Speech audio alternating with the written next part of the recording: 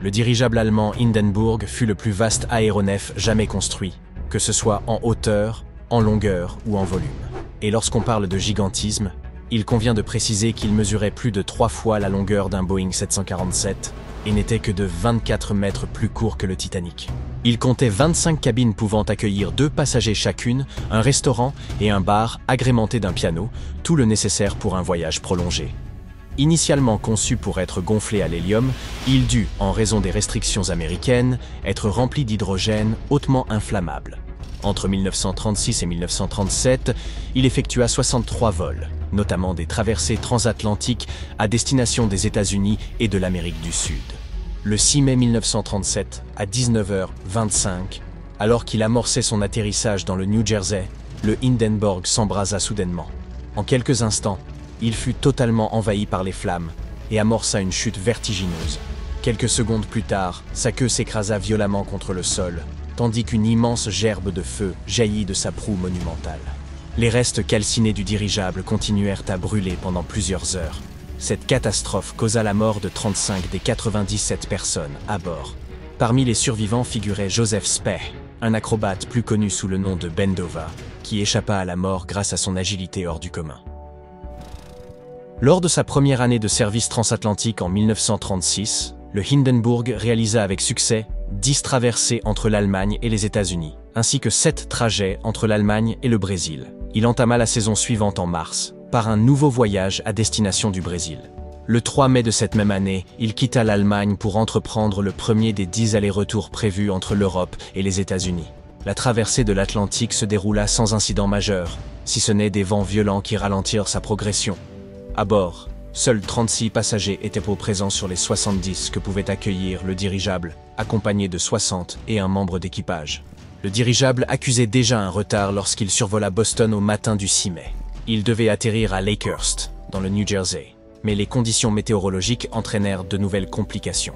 Informé de la présence d'orage, le capitaine Max Pruss opta pour un détour au-dessus de Manhattan. L'immense aéronef provoqua l'émerveillement des New-Yorkais, qui se précipitèrent pour l'admirer dans le ciel. À 18h22, les orages s'étaient dissipés et le Hindenburg reprit sa route vers Lakehurst pour procéder à l'atterrissage. Toutefois, avec près de 12 heures de retard, il ne restait plus assez de temps pour préparer le dirigeable en vue de son prochain voyage vers l'Europe. En conséquence, aucun embarquement de curieux ne fut autorisé durant son escale. Aux alentours de 19h, l'appareil évoluait à 200 mètres d'altitude et s'apprêtait à effectuer un type d'atterrissage particulier, appelé amarrage volant. Ce procédé consistait à larguer des cordes depuis une grande hauteur afin d'être progressivement arrimé au sol. S'il nécessitait moins de personnel pour la manœuvre, il était en revanche plus long qu'un atterrissage conventionnel. Quelques minutes plus tard, un brusque changement de vent força le capitaine à corriger la trajectoire de l'aéronef, qui peinait cependant à retrouver un équilibre parfait. À 19h21, le Hindenburg atteignit une altitude d'environ 90 mètres, lorsque l'équipage largua les cordes en vue de l'atterrissage. Alors que l'équipe au sol s'en emparait, une pluie fine commença à tomber. Peu après, certains observateurs remarquèrent d'étranges ondulations à la surface de l'enveloppe du dirigeable, comme si le gaz s'échappait de sa structure. D'autres signalèrent l'apparition d'une lueur bleutée, possiblement due à l'électricité statique ou à un phénomène rare connu sous le nom de feu de Saint-Elme. Quelques instants plus tard, des flammes surgirent soudainement au sommet de l'appareil, à proximité de sa section arrière. À l'intérieur, une faible détonation se fit entendre, et les passagers situés à l'avant ressentirent une secousse. Les officiers crurent d'abord à la rupture d'un câble, mais il devint vite évident qu'un événement bien plus grave était en cours. Le Hindenburg s'embrasa et l'incendie se propagea à une vitesse fulgurante. Rapidement, la partie arrière du dirigeable s'effondra. 2 réservoirs, contenant vraisemblablement de l'eau ou du carburant, explosèrent et furent projetés hors de la structure. Tandis que l'arrière se disloquait, l'avant se cabra violemment. La scène fut saisie par les caméras des journalistes présents, mais aucun enregistrement ne permit de déterminer avec certitude le moment où l'incendie se déclencha. Joseph Spey fut l'un des rescapés de l'accident, un acrobate professionnel et comique de vaudeville. Sa famille, originaire de Strasbourg, avait émigré à Long Island lorsqu'il était enfant. Lorsque la catastrophe se produisit, il était installé dans le salon de restauration bâbord. Comprenant qu'il n'avait pas une seconde à perdre, il fracassa la fenêtre à l'aide de sa caméra, qu'il tenait prête à immortaliser l'atterrissage. Il se pencha ensuite par l'ouverture et s'agrippa fermement au rebord.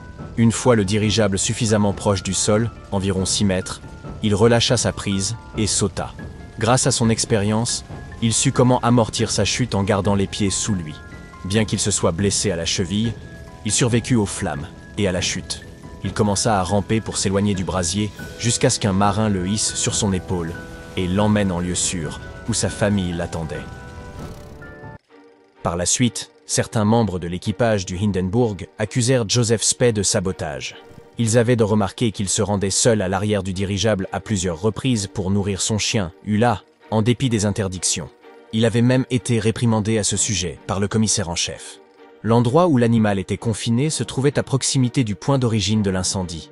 Dès lors, certains supposèrent que Spey aurait pu profiter de ces visites pour y dissimuler un engin explosif. De plus, plusieurs stewards rapportèrent l'avoir vu fulminer contre le retard de l'atterrissage. Toutefois, ayant été séparé de sa famille pendant des mois, il avait probablement hâte de rentrer chez lui. Lorsqu'il apprit les soupçons qui pesaient là sur lui, l'acrobate fut si stupéfait qu'il faillit tomber de l'échelle sur laquelle il était monté pour nettoyer ses carreaux. Finalement, aucune preuve ne permit d'étayer son implication dans la catastrophe. Son médecin de famille lui conseilla alors de se mettre au patin à glace pour récupérer plus rapidement ses forces. Et, une fois remis, il entama une brillante carrière de patineur artistique. À ce jour, l'origine exacte de l'incendie et de l'explosion du Hindenburg demeure incertaine. L'hypothèse la plus probable est qu'une décharge d'électricité atmosphérique ait enflammé les compartiments remplis d'hydrogène. Malgré la tragédie, les Zeppelins poursuivirent leur vol encore quelque temps avant d'être définitivement abandonnés. À la fin des années 30, les avions s'étaient imposés comme un moyen de transport bien plus sécurisé que les dirigeables. Ces derniers, avec leur vitesse réduite, leur vulnérabilité aux intempéries et les difficultés d'approvisionnement en gaz, devinrent totalement obsolètes. L'accident du Hindenburg eut un impact considérable sur l'avenir de l'aviation, en mettant en avant l'importance d'utiliser des matériaux bien moins inflammables. Les chercheurs développèrent alors de nouveaux textiles et isolants ignifuges et auto-extinguibles. Par ailleurs, l'hydrogène, trop dangereux, fut définitivement abandonné au profit de l'hélium, beaucoup plus sûr. Afin de pouvoir maîtriser rapidement tout départ de feu, les ingénieurs mirent au point des systèmes de détection et d'extinction des incendies. Ils améliorèrent également les issues de secours et divers dispositifs de sûreté, notamment les balises lumineuses au sol et les toboggans d'évacuation, en conformité avec un nouveau protocole d'urgence. La règle d'évacuation en 90 secondes. Cette norme exigeait que les aéronefs soient conçus de manière à permettre à l'ensemble des passagers et de l'équipage d'évacuer en moins d'1 minute et demie en cas de situation critique.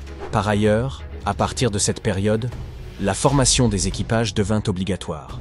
Ceux-ci devaient notamment apprendre les bases de la lutte contre les incendies et se préparer à affronter d'éventuelles crises en vol. Enfin, en 1958, l'administration fédérale américaine de l'aviation fut créée. Dès lors, des procédures rigoureuses d'évaluation des risques furent mises en place pour garantir que les avions respectaient des normes strictes avant d'être autorisés à transporter des passagers. Parallèlement, l'utilisation des enregistreurs de vol, appelés boîtes noires, fut généralisée afin de faciliter l'analyse des accidents et d'en tirer les enseignements nécessaires. Enfin, la réglementation sur le transport de matières dangereuses, telles que les liquides inflammables et les gaz, fut renforcée.